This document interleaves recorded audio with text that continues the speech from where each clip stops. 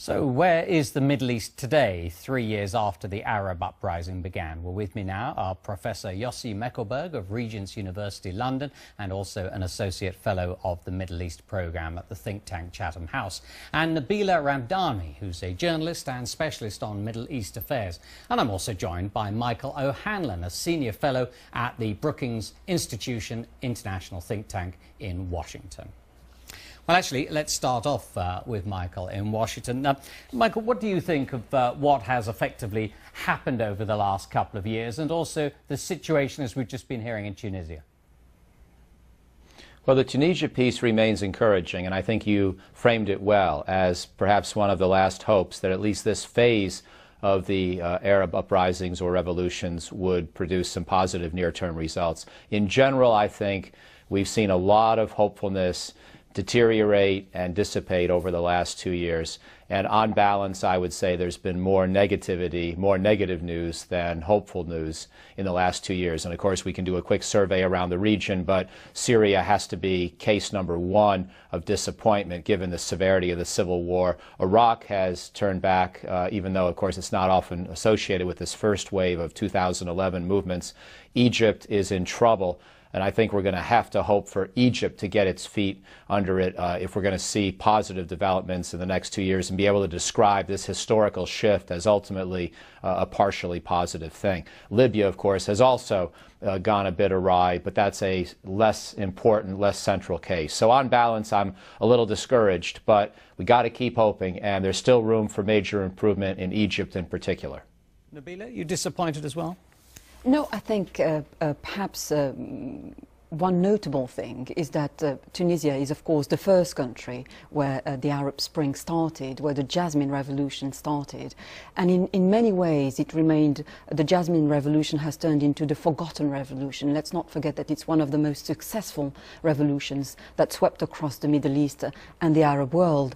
But it has been largely ignored because of the disaster in countries like Syria, Libya, and to a certain extent, but nonetheless high-profile extent in Egypt. But there are very strong reasons to believe that Tunisia remains a beacon of relative hope, and it's a country where activists still cling to terms like democratic transitions and indeed national dialogue. And this is very much illustrated by the recent appointment of a caretaker prime minister who is in charge of taking care of a transition to sort out the political crisis and indeed manage the country economically. And Yossi, you're nodding your head in agreement there. Yeah, I agree with that. I think sometimes we are a bit impatient with revolution. Revolutions are usually a process. It's not just a single event. And what we see in the Middle East right now is not a monolithic phenomenon. We see different countries react differently. Syria is very different from Tunisia or from Egypt and Libya. So the French Revolution has been resolved that quickly. It takes time. And we'll see different developments in different places, but there are also the positive things. For instance, for me, the most positive thing is that people actually lost fear of oppressive regimes. They are actually ready to go to the streets and protest and risk their life. We didn't see that in the Middle East before. The Middle East doesn't have a tradition of democracy. This is experimentation with something which is not known in the Middle East. But we have to be patient. We say 3 years. It's only 3 years. OK. How long do you think would be an estimate when things would settle down then, do you think? Well, for that you need to be a prophet, not an analyst. But you think it's that difficult? Yeah, I think it's some, like in Tunisia, we see the first signs relatively early. In Egypt, you see most revolutions have their counter-revolutions, and that's what we see in Egypt.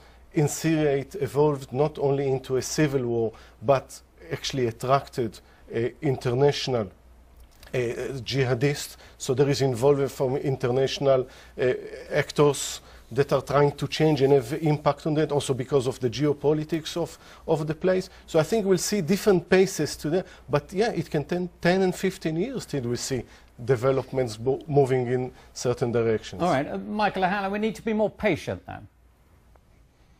Well, I like very much the spirit of hopefulness. I applaud it, and I agree we have no choice but to keep working with our friends in the broader Middle East and be encouraged by their bravery. But we also need to recognize that there are some big failures in the works right now. Syria is case in point number one, and all of us, I think, are failing on Syria. Most of the world is failing on Syria, certainly including my government. And I don't want to sound complacent that somehow Syria is going to sort itself out in 5 or 10 years, and so therefore we can let it go its own way. I'm not suggesting that was the implication of your other guest, but I want to grab us all by the shirt collars and say it's time to get more involved. It's time to strengthen the moderate insurgents, even if it takes a while, because the current path we're on is failing. And in Egypt, I still remain hopeful, as I said before, but we've had a failed revolution and then a failed counter-revolution. We tragically saw the military take 1,000 lives in the streets of Cairo and elsewhere in July, and that was like Tiananmen Square to me. That gave great reason for worry, and my own government, again, I think is being a little too inclined to be complacent or patient or hopeful, and just trying to do some tweaking of the aid packages for Egypt in the hope that that'll send a strong enough message that the military will get back on democratic track. We may need some bigger changes in our own policies to shake these two cases in particular in a more positive direction.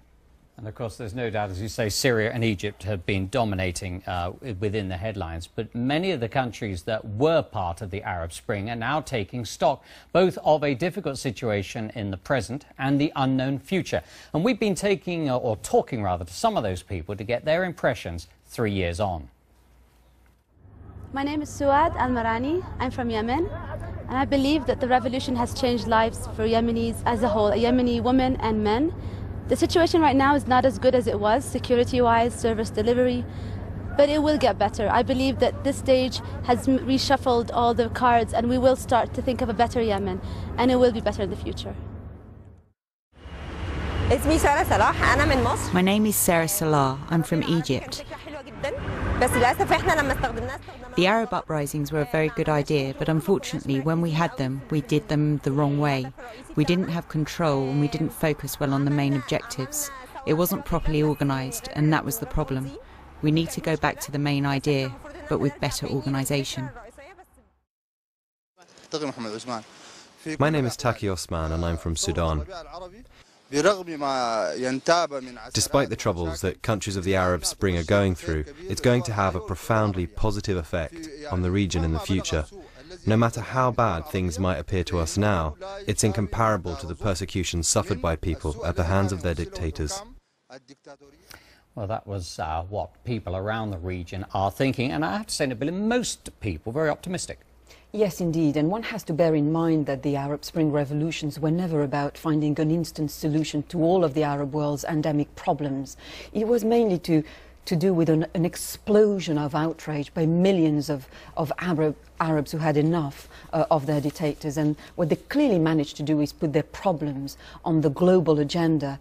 And they wanted life opportunities. They wanted political and economic systems that work. But clearly the 2011 revolutions were just the beginning of a struggle. Yes, some dictators disappeared, but patently, the fight goes on. Yossi, of the countries that we're currently reporting on regularly, obviously Syria would without doubt be the most disappointing and most pessimistic. But of the other countries, where do you see the best focus now for the future? I think Tunisia is one, and Egypt probably is the other one.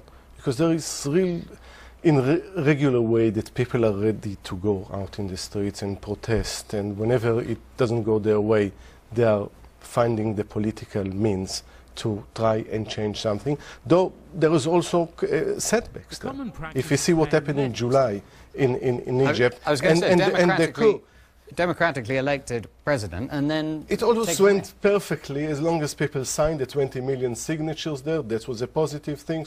People gathered again in the Tahrir Square, and then came the setback with the coup, with the military intervening. But I think that's why I agree with Michael. I think the policy is coming from the outside, that we can help these processes to happen.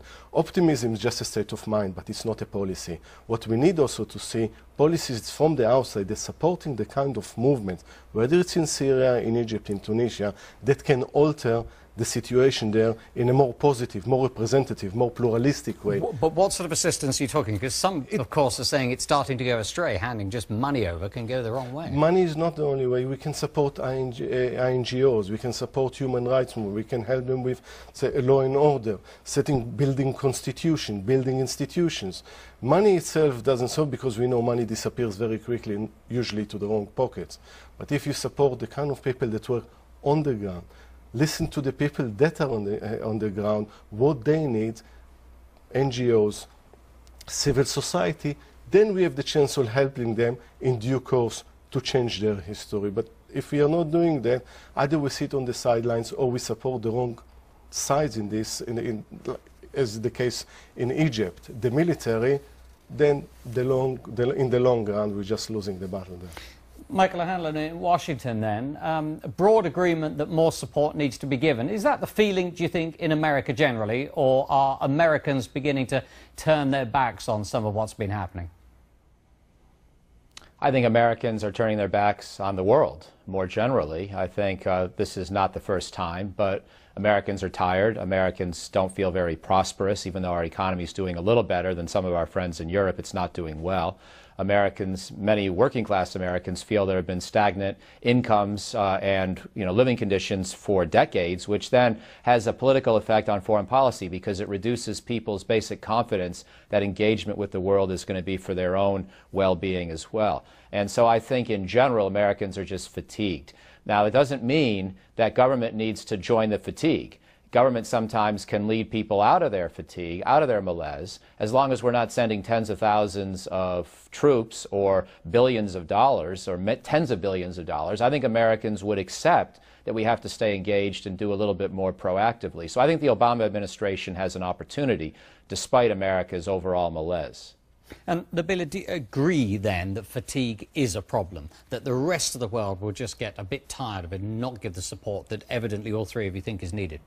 Well, I do believe that sometimes, perhaps audiences around the world get used to the sinister routine slaughters that we're still witnessing in Syria, for example, and there's a lack of perhaps courage within the international community to do something about it. And Syria is an absolutely spectacular example of the international community letting Bashar al-Assad getting away with murder, absolutely literally.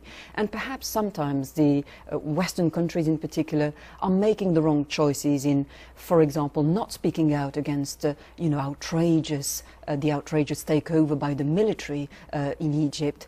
There was no clear condemnation about political change brought about at the point of a gun, literally against a democratically elected president. So I think sometimes there's still a remnant of hypocrisy within Western societies and clearly a need to speak out more loudly. And just lastly, Ossie, just very briefly, obviously President Assad's regime would say it's clearing the country of terrorists is the line that they've been saying.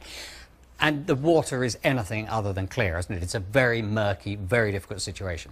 It's murky, but we need to identify the kind of forces within Syria that we should support, build the opposition that we think we can work with them in the long term, and support them. And yes, in politics, and this goes back to the point of fatigue, public opinion can be tired. Governments are not allowed to be tired. They are elected to deal with difficult issues, and this is one of them. And this is one of the biggest events of our century, the Arab Spring, so we can't allow ourselves to be tired of it. We just sit to see it through. All right, Yossi Beckelberg there from Regent's University London, Nabila Ramdani from journalists and the specialist in Middle East affairs, and Michael O'Hanlon there from the Brookings Institution International. Thank you very much indeed. Well, it's nearly time for the BBC News at 10 with Hugh Edwards, but just a reminder